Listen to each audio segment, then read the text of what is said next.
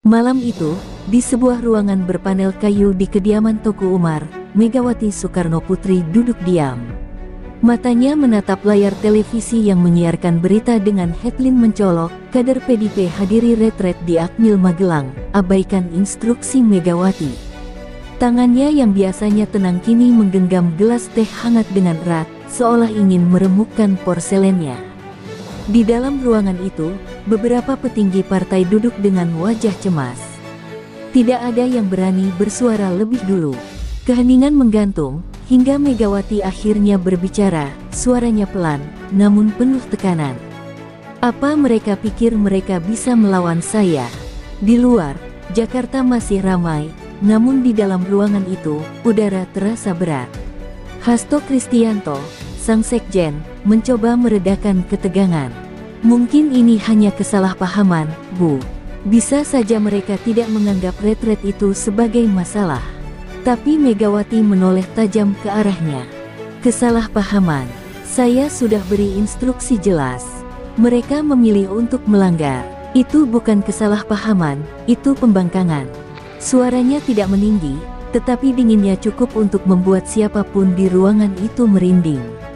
Di sudut lain, Puan Maharani terlihat diam, ekspresinya sulit dibaca. Ada sesuatu di matanya, kekhawatiran, mungkin juga kemarahan. Sebagai putri mahkota partai, perpecahan ini bisa berimbas langsung padanya. Ia mengalihkan pandangan ke ponselnya, melihat daftar kepala daerah yang tetap menghadiri retret itu. Nama-nama itu bukan sembarang kader. Mereka adalah gubernur dan bupati yang tengah naik daun, orang-orang dengan pengaruh kuat di daerah masing-masing. Salah satunya bahkan disebut-sebut sebagai calon pemimpin masa depan partai. Sementara itu, di luar, angin berembus pelan, seolah membawa bisikan perubahan yang tak terhindarkan. Di Magelang, suasana berbeda. Sejumlah kepala daerah dari PDI Perjuangan duduk dalam aula besar, mengenakan seragam putih dengan emblem nasional. Mereka tersenyum, berbincang akrab dengan petinggi militer yang hadir. Tidak ada tanda-tanda ketegangan di wajah mereka. Mereka tahu apa yang mereka lakukan. Dan lebih dari itu, mereka tahu apa konsekuensinya. Tapi tetap saja, mereka memilih jalan ini. Salah seorang di antara mereka, Gubernur Jawa Tengah, berbisik kepada rekannya, masa depan tidak bisa selamanya dikendalikan dari Jakarta. Kembali di Teuku Umar, seorang ajudan masuk dengan wajah tegang, membawa catatan kecil yang segera ia serahkan kepada Megawati. Wanita itu membukanya perlahan, matanya membaca dengan teliti. Lalu, untuk pertama kalinya malam itu, wajahnya berubah. Sebuah nama di daftar itu membuatnya terdiam lebih lama dari seharusnya. Ia menatap ke depan, lalu mengembalikan catatan itu ke meja. Mereka sudah membuat pilihan. Sekarang kita lihat, apakah mereka siap menerima akibatnya. Hasto menelan ludah. Ia mengenal nada itu. Itu adalah suara Megawati ketika dia akan mengambil keputusan besar. Tidak ada yang tahu pasti apa yang ada di pikirannya saat ini. Tetapi satu hal jelas, ini bukan sekadar insiden kecil. Ini adalah awal dari sesuatu yang lebih besar. Di luar sana, langit Jakarta mulai mendung. Seperti pertanda bahwa badai politik akan segera datang. Pagi itu, ruangan rapat di kantor DPP PDI Perjuangan terasa lebih panas dari biasanya. Megawati sudah duduk di kursinya, matanya tajam menelusuri wajah-wajah di sekeliling meja panjang. Hasto duduk di sebelahnya, ekspresinya tegang. Puan Maharani bersedekap, sementara beberapa petinggi partai lainnya tampak gelisah. Di depan mereka, layar besar menampilkan foto-foto para kepala daerah yang menghadiri retret di Akmil Magelang. Beberapa dari mereka bahkan terlihat berjabat tangan dengan tokoh militer, tertawa, tanpa sedikit pun rasa bersalah. Mereka pikir mereka siapa? Suara Megawati memecah keheningan. Tidak ada yang menjawab. Dari luar, suara klakson mobil terdengar samar. Jakarta tetap bergerak, meskipun di dalam ruangan ini, waktu seolah berhenti. Saya yang membesarkan mereka, lanjut Megawati, suaranya kini lebih berat. Mereka bisa duduk di kursi gubernur, bupati, wali kota karena partai ini. Dan sekarang, mereka merasa bisa berjalan sendiri. Matanya beralih ke seorang pria di sudut meja, salah satu kader senior yang selama ini dikenal dekat dengan para kepala daerah muda. "Kau tahu apa yang sedang terjadi di belakang saya?" tanyanya tajam. Pria itu menelan ludah, mencoba menenangkan diri. Mungkin mereka hanya ingin menunjukkan kedekatan dengan institusi negara, Bu. Bukan berarti mereka ingin melawan. Megawati tertawa kecil, tapi bukan tawa yang menenangkan. Menunjukkan kedekatan, ulangnya sinis. Atau mereka sudah punya agenda sendiri. Ia melempar map berisi daftar kepala daerah itu ke meja. Mereka ini generasi baru, mereka tahu cara bermain. Tapi mereka lupa, saya sudah ada di politik sebelum mereka lahir. Ia menarik napas dalam, mencoba meredam kemarahannya. Kalau mereka tidak bisa diingatkan dengan kata-kata, maka kita pakai cara lain. Di tempat lain, di sebuah restoran mewah di Jakarta Selatan, sekelompok kepala daerah duduk bersama. Di antara mereka, Gubernur Jawa Tengah dan Wali Kota Surabaya berbicara dengan nada santai. "Kita harus siap kalau DPP mengambil tindakan," kata salah satu dari mereka. "Tapi kalau kita diam, kita akan terus dikendalikan. Kita ini pemimpin daerah, kita tahu apa yang terbaik untuk rakyat kita, bukan hanya yang terbaik untuk partai." Yang lainnya mengangguk. Ada rasa percaya diri yang perlahan tumbuh di antara mereka. Mereka tahu, mereka sedang bermain dengan api. Tapi mereka juga tahu, api bisa membakar siapa saja, termasuk mereka yang sudah terlalu lama di atas. Sementara itu, di media sosial, isu ini mulai membesar. Para pendukung Megawati mengecam para kepala daerah yang dianggap membangkang, sementara yang lain justru mendukung mereka, mengatakan bahwa politik tidak bisa selamanya dikendalikan dari Jakarta. Opini publik mulai terpecah. Beberapa kader senior mencoba meredam situasi, tetapi perpecahan sudah mulai terlihat. Sejumlah kepala daerah mulai bersikap lebih terbuka dalam menyuarakan sikap mereka, bahkan ada yang secara tersirat menantang kepemimpinan Megawati. Puan Maharani duduk di ruang kerjanya, membaca laporan dari timnya. Ia tahu, ini bukan sekadar masalah disiplin partai. Ini adalah ancaman langsung terhadap stabilitas kekuasaannya di masa depan. Jika kepala daerah ini semakin kuat, maka jalan politiknya bisa semakin sulit. Ia mengambil ponselnya dan mengetik pesan singkat, "Kita harus segera ambil langkah. Jangan biarkan ini membesar." Lalu ia mengirimkannya ke seseorang yang ia percayai. Di Tuku Umar, Megawati berdiri di balkon, menatap langit Jakarta yang mulai gelap. Angin bertiup perlahan, membawa suara lalu lintas yang sibuk. Ia menarik napas panjang, matanya menerawang. "Aku pernah melihat ini sebelumnya," gumamnya pelan. "Dan aku tahu bagaimana ini akan berakhir." Di kejauhan, para banteng muda sudah mulai bergerak. Namun pertanyaannya, apakah mereka cukup kuat untuk menggulingkan sang matriark? Atau justru mereka yang akan menjadi korban dalam permainan kekuasaan ini? Malam itu, di kediaman Tuku Umar, suasana jauh lebih tegang dari sebelumnya. Megawati duduk di kursinya, wajahnya keras seperti batu. Di hadapannya, beberapa petinggi partai yang biasanya penuh percaya diri kini menundukkan kepala. Puan Maharani duduk di sebelahnya, tangan terlipat di dada, ekspresinya tak terbaca. Hasto Kristianto berdiri di sudut ruangan, berkali-kali mengusap keringat di dahinya. Tak seorang pun berani memulai pembicaraan. Semua tahu, malam ini akan menjadi titik balik. "Saya ingin penjelasan," suara Megawati akhirnya memecah keheningan. Matanya menyapu satu persatu wajah yang ada di ruangan itu. "Bagaimana mungkin kepala daerah dari partai ini berani melawan instruksi saya? Apa kalian pikir saya ini hanya simbol?" Tangannya mengepal di atas meja, napasnya terdengar berat. Seumur hidupnya di politik, ia sudah melihat banyak pengkhianatan. Tapi yang ini, rasanya lebih menyakitkan. Ini datang dari orang-orang yang ia besarkan sendiri. Seorang kader senior mencoba bersuara, suaranya bergetar. Bu Mega, mungkin ini hanya... Diam. Bentakan Megawati membuat ruangan itu seperti bergetar. Pria itu langsung menunduk, tak berani melanjutkan kata-katanya. Jangan beri saya alasan.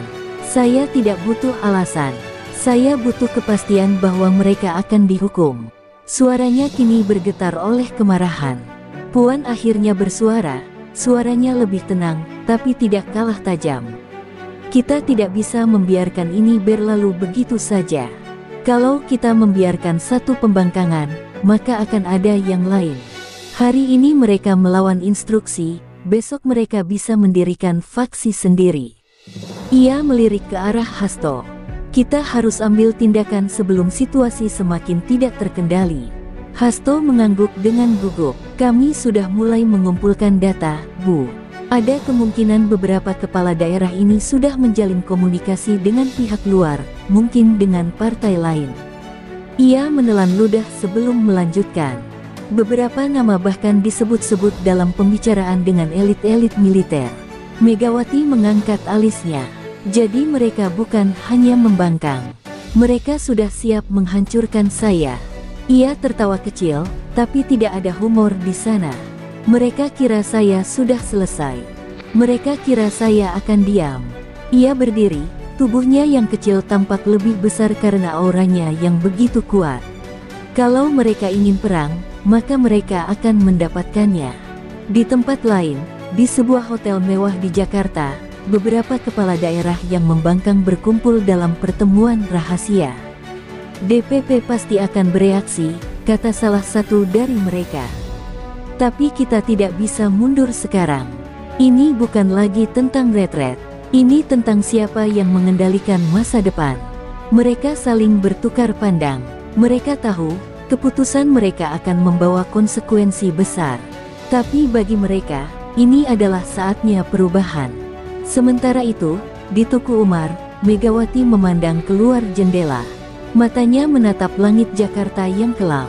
Dalam hatinya, ia tahu pertempuran ini baru saja dimulai. Dan seperti semua pertempuran yang pernah ia hadapi, ia tidak akan mundur. Kita akan buat mereka menyesal, katanya pelan. Kita akan buat mereka mengerti siapa yang sebenarnya berkuasa di partai ini. Pagi itu, Jakarta dikejutkan oleh berita yang menghiasi semua headline media nasional. Megawati murka, kepala daerah pembangkang terancam sanksi. Judul-judul serupa bertebaran di portal berita, televisi, hingga media sosial. Wartawan berebut menggali informasi, mencoba memahami sejauh mana perpecahan ini akan berlanjut. Di berbagai studio talk show, para pengamat politik duduk berdiskusi serius. Apakah ini awal dari retaknya PDI Perjuangan? Tanya seorang presenter dengan nada dramatis. Atau justru ini hanyalah bagian dari dinamika internal yang biasa terjadi?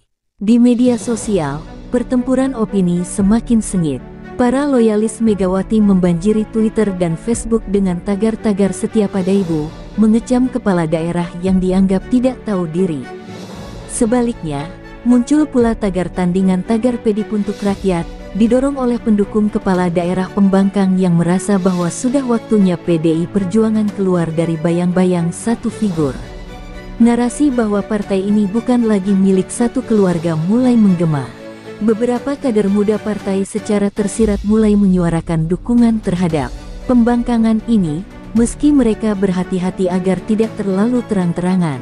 Di sebuah stasiun televisi nasional, seorang wartawan berhasil mewawancarai salah satu kepala daerah yang hadir di retret Akmil Magelang. Apakah Anda merasa melawan instruksi ketua umum? Tanyanya. Sang kepala daerah, seorang gubernur berpengaruh, hanya tersenyum tipis. Kami hanya menjalankan tugas sebagai pemimpin daerah. Kami butuh sinergi dengan semua pihak, termasuk TNI. Politik tidak boleh membatasi kerja kami untuk rakyat. Jawabannya diplomatis, tapi bagi yang paham, ini adalah tamparan halus bagi kepemimpinan Megawati. Sementara itu, di ruangannya, Megawati menyaksikan wawancara itu dengan ekspresi yang sulit dibaca. Ia mengambil remote, mematikan televisi, lalu menatap kosong ke dinding. Mereka sudah punya media di belakang mereka, gumamnya. Ia tahu, ini bukan sekadar pembangkangan biasa. Ini adalah perang psikologis. Mereka sedang membangun citra bahwa mereka adalah generasi baru yang lebih relevan, sementara dirinya mulai digambarkan sebagai sosok yang ketinggalan zaman. Di tempat lain, sebuah tim komunikasi politik bekerja dengan cepat. Mereka adalah orang-orang yang diam-diam mendukung perubahan dalam partai. Mereka mulai menggiring opini, menyebarkan narasi bahwa perlawanan terhadap Megawati bukanlah pengkhianatan, melainkan evolusi yang alami. PDI Perjuangan harus beregenerasi, kata salah seorang dari mereka dalam sebuah podcast politik yang viral di TikTok. Partai ini tidak bisa selamanya dikendalikan dengan cara lama. Ini bukan era Orde Baru. Kata-katanya disambut ribuan komentar, sebagian besar mendukung. Hasto Kristianto duduk di kantornya, membaca laporan dari tim intelijen partai. Ia mengusap wajahnya dengan lelah. Ini lebih buruk dari yang kita duga, katanya pelan kepada seorang ajudan. Mereka tidak hanya membangkang, mereka sedang membentuk gerakan. Pikirannya melayang ke Megawati. Ia tahu betul, jika keadaan semakin memburuk, Ketua Umum tidak akan tinggal diam. Akan ada tindakan tegas, dan itu bisa berarti pemecatan besar-besaran. Di sudut lain Jakarta, seorang kepala daerah pembangkang duduk bersama beberapa koleganya di sebuah ruangan tertutup. Mereka membaca berita di ponsel masing-masing, menyaksikan bagaimana opini publik perlahan mulai berpihak pada mereka. Kita sudah menguasai panggung, kata salah satu dari mereka dengan nada puas. Sekarang pertanyaannya, apakah kita siap mengambil langkah berikutnya? Semua saling berpandangan. Mereka tahu, mereka telah melewati titik tanpa jalan kembali. Malam itu, langit Jakarta masih gelap. Namun satu hal kini jelas, perang dalam tubuh PDI Perjuangan bukan lagi sekadar rumor. Ini adalah kenyataan yang tidak bisa dihindari. Langit Jakarta mendung ketika Megawati akhirnya mengumpulkan seluruh elit partai di kediamannya di Tuku Umar. Ruang pertemuan dipenuhi wajah-wajah tegang. Para petinggi partai, yang biasanya penuh percaya diri, kini hanya menunggu sang ketua umum berbicara. Puan Maharani duduk di sampingnya, tangannya terlipat di dada, wajahnya datar. Hasto Kristianto menghela napas panjang sebelum mengambil posisi di ujung ruangan, siap memberikan laporan yang telah ia susun dengan cermat. Megawati mengangkat sebuah map berwarna merah. Daftar ini, katanya pelan, namun tegas, berisi nama-nama kader yang sudah melewati batas. Mereka lupa siapa yang membuat mereka besar. Mereka lupa bahwa partai ini bukan sekadar kendaraan politik. Partai ini adalah rumah yang saya bangun dengan darah dan air mata. Ia meletakkan map itu di atas meja dengan keras. Dan sekarang mereka ingin menghancurkannya. Tidak ada yang berani menjawab. Hasto akhirnya membuka suara. Kami telah mengidentifikasi setidaknya 10 kepala daerah yang aktif berkomunikasi dengan pihak luar, termasuk dengan unsur militer dan beberapa petinggi partai oposisi. Ia melirik sekilas ke arah Megawati, lalu melanjutkan, kami juga mendapatkan informasi bahwa ada dana yang mulai bergerak. Ini bukan sekadar perbedaan pendapat. Ini adalah persiapan kudeta. Ruangan langsung menjadi panas. Beberapa orang saling berpandangan, beberapa lainnya mengepalkan tangan. Puan Maharani akhirnya berbicara. Kalau kita tidak bertindak sekarang, maka mereka akan semakin berani. Hari ini mereka membangkang, besok mereka akan mendirikan partai sendiri. Nadanya tajam, penuh ketegasan. Kita harus mengambil langkah tegas sebelum semuanya terlambat. Megawati menghela napas panjang. Mereka pikir saya sudah habis. Mereka pikir saya akan diam saja dan membiarkan mereka mengambil alih. Ia tersenyum kecil, senyum yang dingin dan berbahaya. Kalau begitu, mari kita buktikan siapa yang sebenarnya berkuasa di partai ini. Ia mengambil map merah itu, membukanya, dan mulai membaca satu persatu nama dengan suara lantang. Setiap nama yang disebutnya terasa seperti vonis hukuman mati. Mereka harus segera dipanggil dan diberi pilihan, kembali tunduk, atau mereka akan dihabisi secara politik.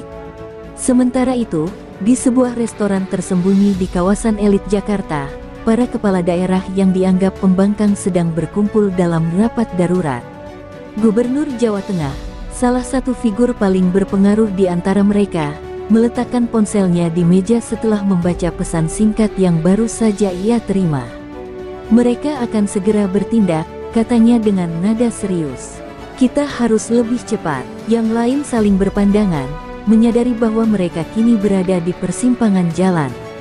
Mundur berarti tunduk kembali, maju berarti konfrontasi terbuka. Di media sosial, isu ini semakin panas. Bocoran daftar nama yang disebut-sebut akan mendapatkan sanksi mulai beredar. Tagar-tagar reformasi PDIP mulai mendominasi trending topik, menandakan bahwa dukungan untuk faksi baru semakin kuat. Para loyalis Megawati berusaha melawan dengan menyebarkan narasi bahwa partai ini harus tetap berada di bawah kendali tangan besi sang ketua umum.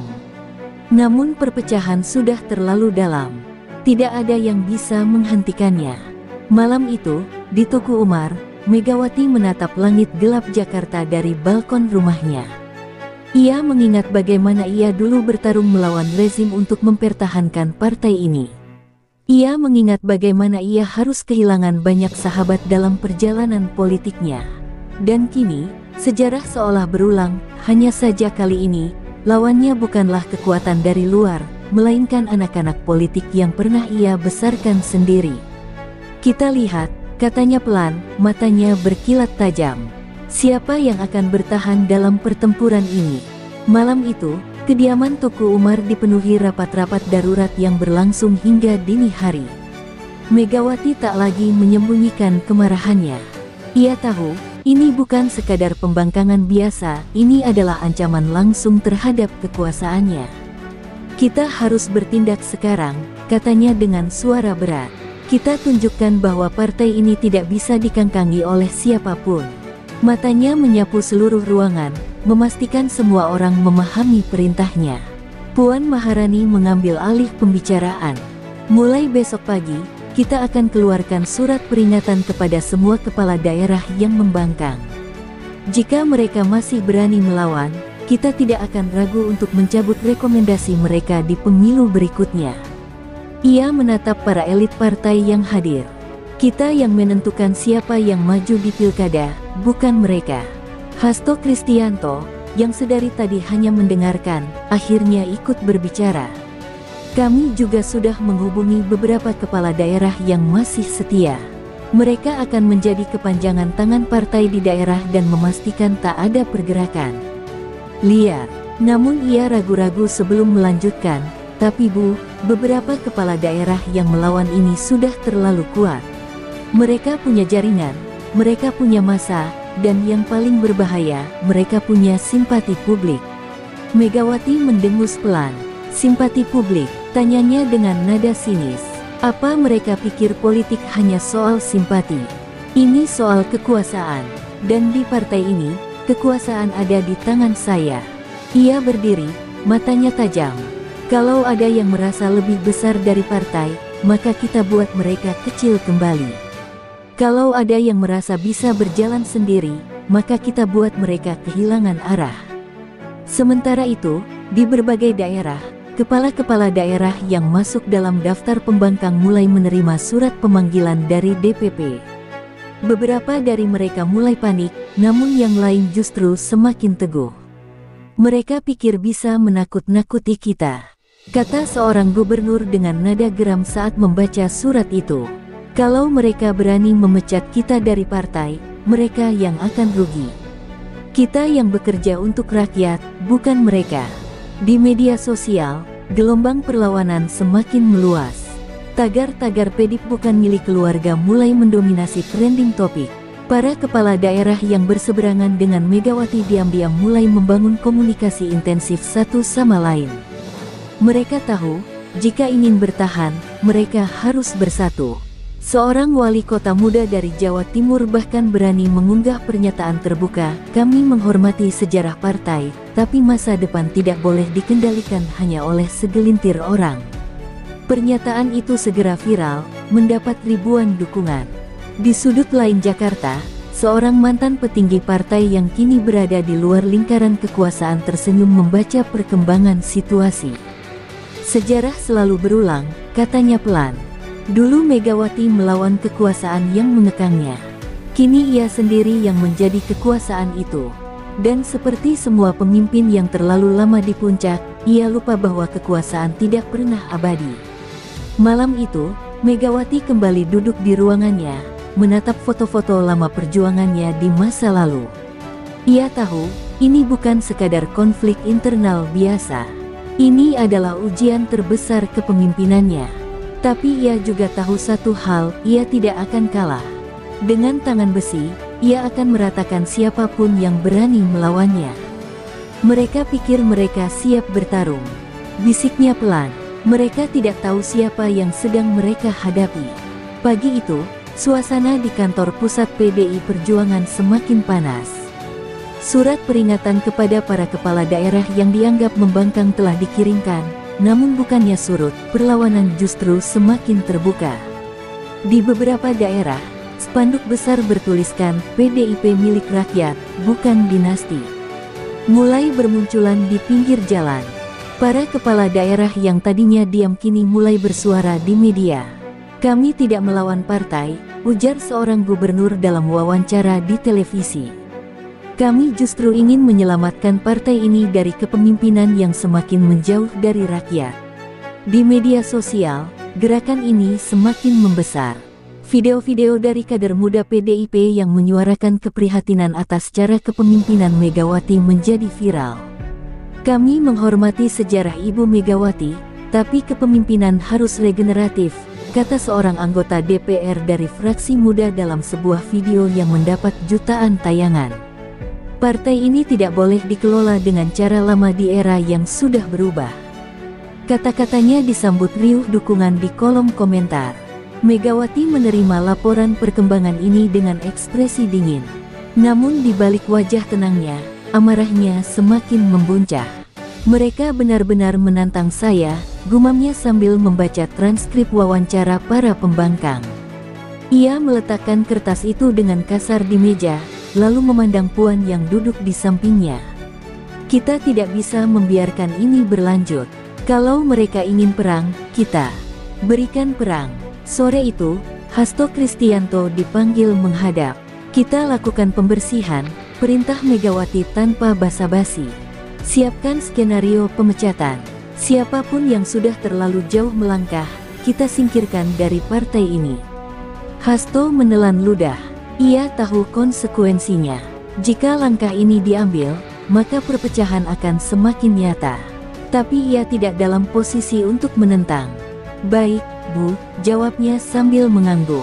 Di saat yang sama, para kepala daerah pembangkang juga menggelar pertemuan darurat di sebuah hotel mewah di Jakarta. Mereka tahu, Megawati tidak akan tinggal diam. Kalau kita tidak cepat bertindak, kita akan dihancurkan satu persatu, kata seorang gubernur dengan nada tegas. Kita harus siap dengan langkah besar. Kita harus menunjukkan bahwa kita bukan sekadar pemberontak tanpa arah. Salah satu wali kota yang duduk di ruangan itu mengangkat tangan. Kalau Megawati ingin memecat kita, kita harus siap dengan opsi baru. Kita bentuk blok politik kita sendiri. Kita punya basis massa, kita punya jaringan. Jika kita bersatu, kita bisa menantang kepemimpinan pusat.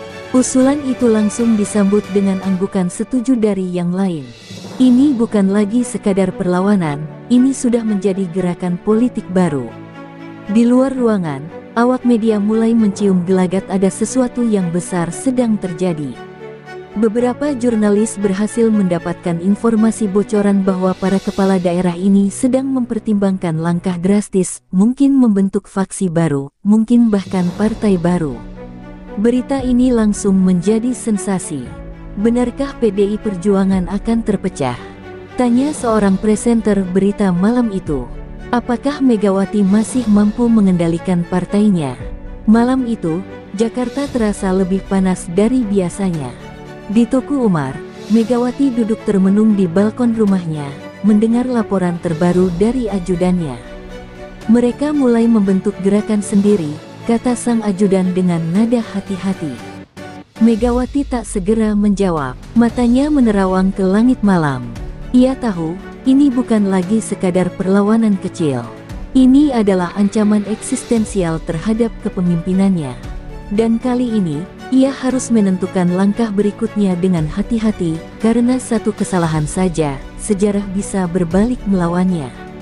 Di balik hiruk-pikuk perpecahan yang semakin nyata, ada kekuatan yang bergerak di belakang layar. Tidak semua yang terjadi dalam politik adalah spontan, beberapa adalah hasil dari strategi yang matang. Di sebuah ruang pertemuan eksklusif di Jakarta, seorang tokoh senior politik yang sudah lama berada di luar lingkaran kekuasaan duduk dengan tenang. Di depannya, beberapa kepala daerah yang dianggap pembangkang mendengarkan dengan saksama. "Kalian tidak bisa melawan Megawati tanpa dukungan yang lebih besar," kata tokoh itu sambil menyesap kopinya. "Kalian mungkin punya basis massa, tapi dia masih punya struktur partai, akses ke sumber daya, dan yang paling penting, loyalitas sebagian besar kader senior." Ia menatap mereka satu persatu sebelum melanjutkan, "Tapi jika kalian siap untuk melangkah lebih jauh, ada cara lain untuk menang." Para kepala daerah itu saling bertukar pandang. Salah satu gubernur yang paling vokal dalam perlawanan akhirnya angkat bicara. "Kami siap, tapi kami harus tahu, siapa yang berada di belakang kami, dan apa yang bisa mereka tawarkan." Suasana ruangan semakin tegang. Semua tahu, pertarungan ini bukan lagi soal ideologi, ini soal kekuasaan, dan siapa yang memiliki kekuatan lebih besar. Di saat yang sama, di Tuku Umar, Megawati menerima laporan terbaru dari jaringan intelijen partainya. "Ada tokoh-tokoh lama yang mulai bermain di balik layar," kata seorang ajudannya. "Mereka memanfaatkan momentum ini untuk melemahkan posisi ibu dalam partai." Wajah Megawati tetap tanpa ekspresi, tetapi di dalam hatinya, ia tahu bahwa ini bukan sekadar perlawanan internal. Ada tangan-tangan lama yang ingin menjatuhkannya. Sementara itu, di DPR, beberapa anggota fraksi muda PDIP mulai bergerak lebih berani. Mereka secara terang-terangan mulai menyuarakan perlunya perubahan dalam kepemimpinan partai. Salah satu anggota DPR yang dikenal sebagai politisi reformis berdiri di depan media dan menyatakan, "PDIP harus berkembang. Jika kita terus terpaku pada kepemimpinan yang sama, kita akan kehilangan arah dan kehilangan rakyat." Pernyataannya langsung menjadi berita utama. Di media sosial, gelombang dukungan terhadap para pembangkang semakin besar. "Megawati sudah terlalu lama di atas. Saatnya generasi," tulis seorang tokoh muda yang memiliki pengaruh besar di kalangan milenial. Narasi ini semakin diperkuat oleh para akademisi dan pengamat politik yang mulai bersuara. "Partai yang tidak mau berubah akan ditinggalkan oleh zaman," ujar seorang profesor politik dalam wawancara di televisi nasional. Malam itu, Megawati duduk sendirian di ruang kerjanya, menatap foto Soekarno yang tergantung di dinding. Ia telah menghadapi banyak pertempuran politik, dari jatuhnya Orde Baru hingga reformasi. Tapi kali ini, musuhnya bukanlah kekuatan luar, melainkan anak-anak politiknya sendiri. "Apakah aku sudah terlalu lama berkuasa?" gumamnya lirih. Namun, ia segera menggeleng. "Tidak, ini bukan tentang aku. Ini tentang partai. Dan partai ini tidak boleh jatuh ke tangan yang salah." Di luar sana, Jakarta masih terang benderang. Namun dalam bayang-bayang gedung-gedung tinggi, konspirasi semakin menguat. Perang dalam tubuh PDI Perjuangan sudah tidak bisa dihindari lagi, dan pertanyaannya kini bukan lagi siapa yang akan menyerang lebih dulu, tetapi siapa yang akan bertahan hingga akhir. Jakarta semakin panas, bukan karena cuaca, melainkan karena konflik internal PDI Perjuangan yang kini tak lagi bisa disembunyikan. Media nasional terus menyoroti perpecahan ini, dan para analis politik mulai berani menyebutnya sebagai krisis terbesar dalam sejarah partai. Di layar televisi, berbagai komentar tajam bermunculan. "Apakah ini awal dari kejatuhan Megawati?" tanya seorang pembawa berita dalam siaran langsung. Di Tuku Umar, Megawati menggelar rapat tertutup dengan para loyalisnya. Raut wajahnya tidak lagi menyembunyikan kekecewaan dan kemarahan. "Mereka ingin perang. Baik, kita tunjukkan bahwa kita bukan lawan yang mudah. Suaranya berat, penuh tekanan. Puan Maharani mengangguk setuju. Kita mulai dari yang paling berbahaya. Kita harus memastikan bahwa mereka tidak bisa bergerak lebih jauh. Di sisi lain, para kepala daerah yang telah berani menantang Megawati kini mulai membangun komunikasi dengan pihak luar. Beberapa di antaranya bahkan mulai mendekati partai-partai oposisi dan tokoh-tokoh lama yang dulu pernah berseberangan dengan PDIP. Jika kita ingin bertahan, kita butuh sekutu, ujar seorang gubernur dalam pertemuan tertutup mereka. PDIP bukan hanya milik satu keluarga. Jika mereka ingin bermain kasar, kita harus siap menghadapi mereka dengan kekuatan yang lebih besar. Gelombang perlawanan ini semakin nyata ketika beberapa kepala daerah mengumumkan bahwa mereka akan membentuk forum independen untuk menjaga demokrasi dalam PDIP. Forum ini langsung mendapat perhatian luas, dengan ribuan pendukung di media sosial. Tagar reformasi PDIP kembali menjadi trending, kali ini dengan dukungan dari tokoh-tokoh politik yang selama ini diam. Megawati segera merespons. Malam itu, surat pemecatan pertama diterbitkan. Seorang wali kota yang dikenal vokal dalam perlawanan langsung dikeluarkan dari partai.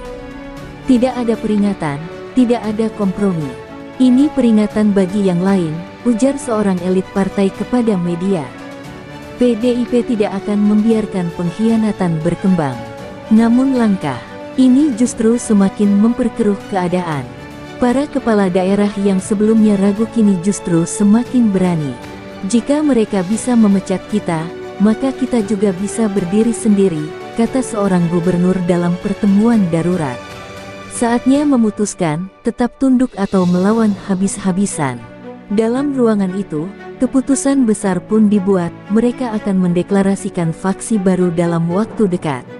Di Senayan, beberapa anggota DPR dari fraksi PDIP yang diam-diam mendukung perlawanan ini mulai bergerak lebih agresif. Mereka menekan DPP agar tidak mengambil langkah otoriter, tetapi semua peringatan mereka diabaikan. Salah satu anggota DPR yang sudah muak dengan situasi ini akhirnya menggelar konferensi pers. PDIP sedang berada di persimpangan sejarah. Kita harus memilih, tetap menjadi partai rakyat, atau menjadi partai dinasti. Malam itu, Megawati kembali duduk termenung di ruang kerjanya, menatap peta politik yang semakin bergeser. Ia tahu, perang ini belum berakhir. Tapi satu hal yang ia pahami dengan jelas, ini bukan lagi sekadar perlawanan politik biasa. Ini adalah pertarungan untuk mempertahankan kekuasaannya. Dan bagi Megawati, kekuasaan tidak bisa dilepaskan begitu saja. Kalau mereka ingin merebutnya, mereka harus siap berperang, gumamnya pelan, matanya berkilat penuh tekad. Krisis dalam tubuh PDIP semakin memasuki babak baru yang lebih mengerikan. Langkah pemecatan para pembangkang, yang sebelumnya hanya mengiris sedikit celah, kini membuka jurang perpecahan yang lebih dalam. Para pembangkang yang telah bersekutu dengan kekuatan luar akhirnya mengumumkan pembentukan koalisi baru yang diberi nama Aliansi Demokrasi Rakyat. Dalam konferensi pers yang digelar di sebuah gedung megah, mereka menyatakan dengan tegas bahwa perjuangan mereka adalah demi menjaga eksistensi demokrasi, bukan sekadar mengejar kekuasaan. Kami tidak akan diam melihat PDIP berubah menjadi partai dinasti, kata seorang gubernur dengan tegas. Kami siap menghadapinya, bahkan jika itu berarti harus keluar dari partai ini. Ucapan ini menggelegar di media nasional. Tagar-tagar Aliansi Demokrasi Rakyat mulai mengalahkan tagar PDIP di trending topik. Megawati tahu, sekali gerakan ini mendapat momentum, akan sulit untuk menghentikannya. Di Tuku Umar, suasana semakin mencekam. Megawati terpaksa memanggil para elit partainya untuk sebuah rapat darurat. Namun, kali ini, pembicaraan tidak berjalan lancar. Ada perasaan yang berbeda di antara mereka. Ibu, kita harus mulai berpikir untuk meredakan situasi ini, kata seorang kader senior yang sejak awal selalu setia mendukungnya. Semakin keras kita menekan, semakin besar potensi perpecahan. Namun, Megawati menatap tajam ke arahnya. Apa yang kalian inginkan? Menyerah begitu saja? Ia menyandarkan tubuhnya pada kursi, suaranya mulai terdengar semakin tegas. Jika kalian merasa ini sudah berakhir, lebih baik kalian tinggalkan ruang ini sekarang. Udara di dalam ruangan seakan menyempit, dan tak ada satupun yang berani bersuara. Megawati tahu, ia berada di ujung tanduk. Tapi ia juga tahu bahwa ia tidak akan mundur. Di luar sana, kesetiaan kepada Megawati mulai terkikis. Bahkan di kalangan loyalisnya, ada yang mulai ragu, melihat semakin kuatnya perlawanan dari dalam. Puan Maharani, yang selalu mendampingi ibunya, mulai merasakan beban yang jauh lebih besar. Apakah ini benar-benar bisa kita atasi, Bu? Tanyanya dengan nada khawatir saat mereka berdua berdiri di balkon rumah. Mungkin sudah waktunya kita membuka ruang untuk perubahan. Tapi Megawati hanya diam, menatap kota Jakarta yang penuh dengan keramaian. Perubahan, katanya dengan suara rendah. Kita tidak bisa berkompromi dengan perubahan yang datang dari luar kita. Kita adalah PDIP. Kita tidak akan tumbang hanya karena ada orang-orang yang merasa bisa mengendalikan kita. Namun, di luar dinding Tuku Umar, para pembangkang semakin gigih memperjuangkan suara rakyat. Mereka telah lama terlalu berada di puncak, kata seorang anggota DPR yang tergabung dalam Aliansi Demokrasi Rakyat. Ini saatnya untuk membawa partai ini kembali kepada rakyat, bukan hanya untuk segelintir orang. Seiring dengan semakin banyaknya demonstrasi yang mendukung mereka di berbagai daerah, tekad mereka pun semakin membaja. Mereka tahu, perubahan ini tak akan datang tanpa pengorbanan. Megawati kembali ke ruang kerjanya, terbenam dalam pikiran yang berat.